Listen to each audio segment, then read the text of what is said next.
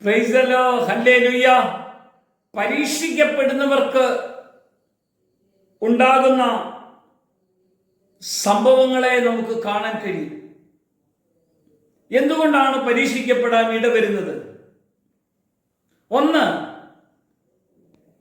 അബ്രാഹമിന് പരീക്ഷിക്കപ്പെടുന്നതിന് മുമ്പ് അബ്രാഹമിന് ദൈവത്തെ അറിയുവാനും ദൈവത്തിന്റെ പ്രവൃത്തിയെ അവൻ അനുഭവിക്കുവാനും ദൈവം ഇടയാക്കി.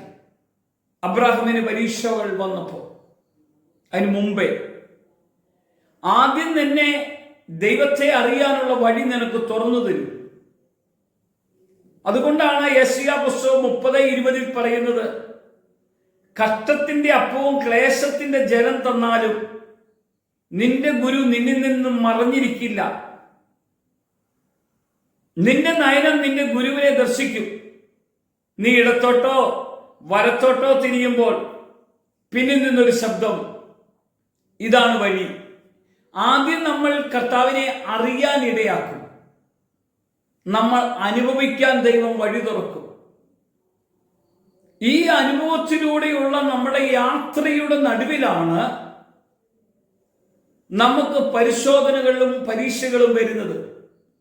എങ്ങനെയൊക്കെയാണ് പരിശോധന വരുന്നത്? വചനത്തിലൂടെ നമ്മൾ തിരിച്ചറിയാം.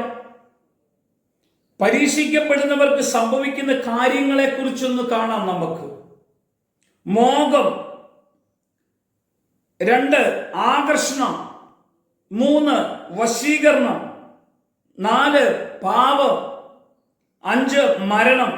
യാക്കോബിന്റെ 1-ാം അധ്യായത്തിന്റെ 14-15 വചനഭാഗങ്ങളിൽ പറഞ്ഞതാ. യേശു ക്രിസ്തുവിനെ പരീക്ഷിക്കുമ്പോൾ കൺമോഹം, ജഡമോഹം, ജീവിതത്തിന്റെ പ്രതാപം. യേശു 40 ദിനരാത്രങ്ങൾ ഉപവസിച്ചപ്പോൾ യേശുവിന് വിശക്കുന്നു എന്ന് മനസ്സിലാക്കിയപ്പോൾ യേശുവിനോട് പറഞ്ഞു, ഈ കല്ലുകളെ നോക്കി നീ ഒന്ന് പറഞ്ഞാൽ പോരെ ഇത് അപ്പമാകിയത്. പിശാചിന്റെ വാക്കല്ല യേശു കേട്ടനുസരിക്കേണ്ടത്. അനുസരിക്കുകയോ ഇല്ല.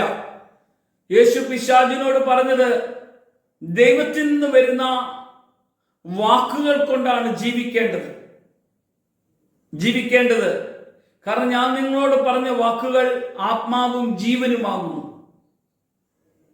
രണ്ടാമതായി യേശുവിനെ പരീക്ഷിച്ചത് ആ ദേവാലയത്തിന് മുകളിൽ നിന്ന് താഴോട്ട് ചാടാൻ. യേശു പറഞ്ഞു, ദൂതന്മാർ കാക്കുമെന്ന് പറഞ്ഞ് യേശു പറഞ്ഞു, നിന്റെ ദൈവമായ കർത്താവിനെ പരീക്ഷിക്കരുത്. മലമുകളിൽ കൊണ്ടുപോയി ലോകത്തിലുള്ള മുഴുവനും കാണിച്ചു കൊടുത്തിട്ട് പറഞ്ഞു, ഇതെന്റേതാ, എന്നെ നീ ഒന്ന് ആരാധിച്ചാൽ നിനക്കിതെല്ലാം തരുമെന്ന്.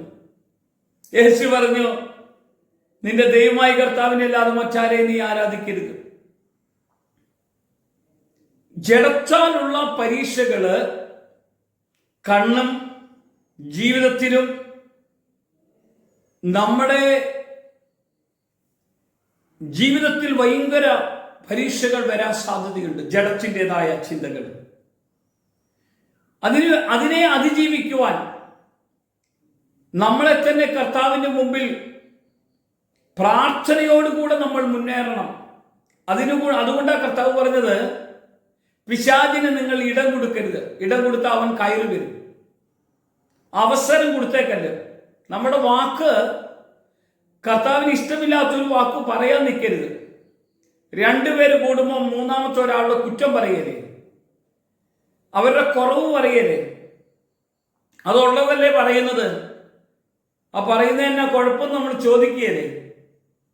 കർത്താവ് പറയാണ്, നീ നിന്റെ കർത്താവായ ക്രിസ്തുവിനെ നീ ആരാധിക്കേണ്ട സമയത്ത് നീ എന്തിനാ ഈ കുറവും കുറ്റവും കണ്ടുപിടിക്കുന്നത്? മറ്റുള്ളവരുടെ കുറവ് പറഞ്ഞു നോർത്തുകൊണ്ട് നിനക്ക് എന്തെങ്കിലും അഭിഷേകം കിട്ടുമോ? സന്തോഷം കിട്ടുമോ? ദൈവകൃപ കിട്ടുമോ? അനുഗ്രഹം കിട്ടുമോ? ഇല്ലല്ലോ.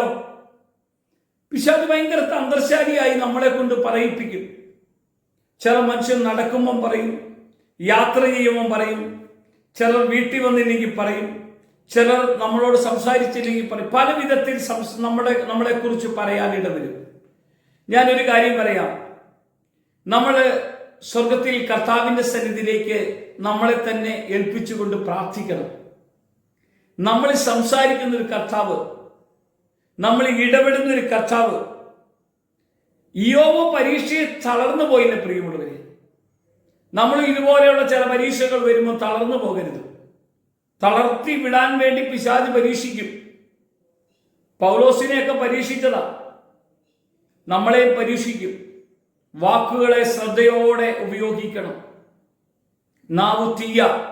ഈ നാവ് ദൈവത്തിന്റെ പ്രവൃത്തി വെളിപ്പെടേണ്ടതിന് നമ്മൾ പ്രാർത്ഥിക്കുമ്പോൾ കർത്താവിന്റെ പ്രവൃത്തി ഇറങ്ങുന്ന ഒരു അഭിഷേകം വെളിപ്പെടണം. നമുക്ക് പ്രാർത്ഥിക്കാം, കർത്താവേ, ഈ വചന സന്ദേശം ഹൃദയത്തിന്റെ അകത്ത് ക്രിയ ചെയ്യണം. ഇതെന്നോടാ പറഞ്ഞതെന്ന് ഞാൻ ഇന്ന് തിരിച്ചറിയണം. കർത്താവിനെ എപ്പോഴും സ്തുതിക്കുവാനും പിശാചിന് ഇടം കൊടുക്കാത്ത ഒരു ആത്മീയ ജീവിതത്തെ ഇന്നത്തെ ദിവസം എന്നെ അങ്ങയുടെ കൃപയാൽ ഒരുക്കി കർത്താവിന് വേണ്ടി വേർതിരിക്കട്ടെ. യേശുവിന്റെ നാമത്തിൽ തന്നെ ആമേൻ.